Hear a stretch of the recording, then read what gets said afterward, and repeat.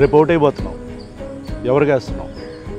జగన్మోహన్ రెడ్డికా, చంద్రబాబు నాయుడుకా, పవన్ కళ్యాణ్కా, కేసీఆర్కా, రేవంత్ రెడ్డికా, లేదా సెంట్రల్లో మోదీకి వేస్తున్నావా, రాహుల్ గాంధీకి వేస్తున్నావా? బేసిక్గా ఈ question itself is wrong. ఈ ప్రశ్నే తప్పు. ఎందుకంటే మనది ప్రెసిడెన్షియల్ ఫార్మ్ ఆఫ్ ఎలక్షన్స్ కాదు. అమెరికాలో జో బైడెన్కి వేస్తున్నావా, ట్రంప్కి వేస్తున్నావా అని చెప్పని యూఎస్ మొత్తం ఒకటే బ్యాలెట్ పేపర్ ఉండి అక్కడ ప్రెసిడెన్షియల్ ఫార్మ్ ఆఫ్ ఎలక్షన్స్లో నేను డెమోక్రటిక్ వేస్తున్నాను, రిపబ్లికన్స్కి వేస్తున్నానని చెప్పని అట్లా ఉండదు మన పద్ధతి. మనది పార్లమెంటరీ సిస్టమ్. అంటే గ్రూప్ ఆఫ్ ఎమ్మెల్యేస్ కలిసి ఒక ముఖ్యమంత్రిని ఎన్నుకోవాలి, గ్రూప్ ఆఫ్ ఎంపీస్ కలిసి ఒక ప్రధానమంత్రిని ఎన్నుకోవాలి. కానీ మనమంతా దాన్ని ప్రెసిడెన్షియలైజ్ చేసేసాం.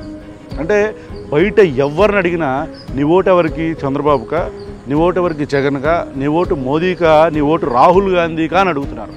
This question itself is wrong. Chandrababu Naidu versus Jaganmohan Reddy, Modi versus Rahul Gandhi డిబేట్లో పడిపోయాం, కేసీఆర్ వర్సెస్ రేవంత్ రెడ్డి డిబేట్లో పడిపోయాం. But this debate is wrong.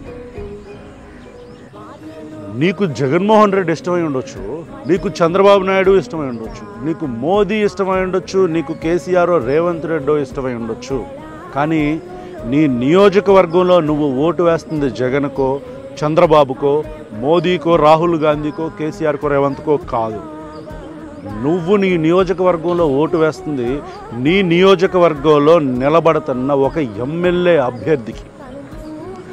నీకు నచ్చిన చంద్రబాబు నాయుడుకు ఓటేసే ప్రాసెస్లో నీ నియోజకవర్గంలో ఒక అసమర్థుడిని నిలబెడితే, ఆడికి నువ్వు ఓటేస్తే, నీకు జగన్మోహన్ రెడ్డి ఇష్టమయ్యి జగన్మోహన్ రెడ్డిని గెలిపించుకునే ప్రాసెస్లో నీ నియోజకవర్గంలో ఒక అసమర్థుడైన ఎమ్మెల్యే అభ్యర్థిగా వైసీపీ కంటెస్టెంట్ నిలబడితే అతనికి నువ్వు ఓటు వేస్తే, వాడిని నువ్వు గెలిపించుకోవటం వలన నీ నియోజకవర్గం వెనకబడిపోద్ది, నువ్వు కూడా వెనకబడిపోతావు. కాబట్టి ఎవరికి ఓటేస్తున్నాము, ఎందుకు ఓటేస్తున్నాము అనే చిన్న కామన్ సెన్స్ ఉపయోగించి మీ ఓటుని ఉపయోగించుకోండి. రేపు 13వ తారీఖు మీరు ఓటు వేసేటప్పుడు మీరు గుర్తు పెట్టుకోవాల్సిన విషయం ఏంటంటే, మీరు గుర్తు చేసుకోవాల్సిన విషయం ఏంటంటే, every vote has a consequence. ప్రతి ఓటుకి ఒక కాన్సిక్వెన్స్ ఉంటుంది.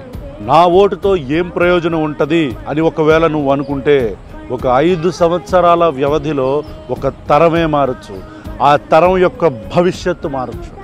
ఒక చిన్న ఎగ్జాంపుల్, మా ఓటుతో ఏం మారుతుంది అని మీరు అనుకున్నట్టే జర్మన్స్ కూడా ఒక టైంలో అనుకొని ఉండొచ్చు. అందుకే హిట్లర్ని ఎన్నుకొని ఉండొచ్చు. ఆ ప్రభావం కొన్ని తరాల మీద పడింది, ఒక ప్రపంచ యుద్ధానికి దారితీసింది. ఆ ప్రభావం యుద్ధం అయిపోయిన తర్వాత ప్రపంచ దేశాలన్నీ జర్మన్స్ మీద కొన్ని నియమాలు, ఆంక్షలు విధించేటట్టు చేసింది. ఆ ప్రభావం కొన్ని తరాల మీద పడింది.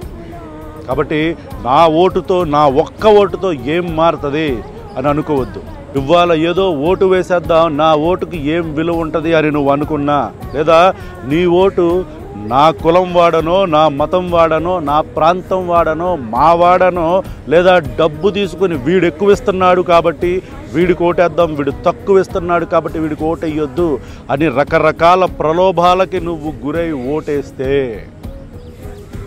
ఆ ఓటు పర్యవసానం ఒక తరం మీద పడుతుంది.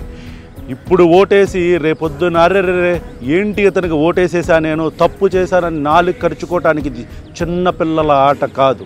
నీ కోసం, నీ భావి తరాల భవిష్యత్తు కోసం నీ ఓటు విలువ తెలుసుకో మిత్రమా. వేకప్.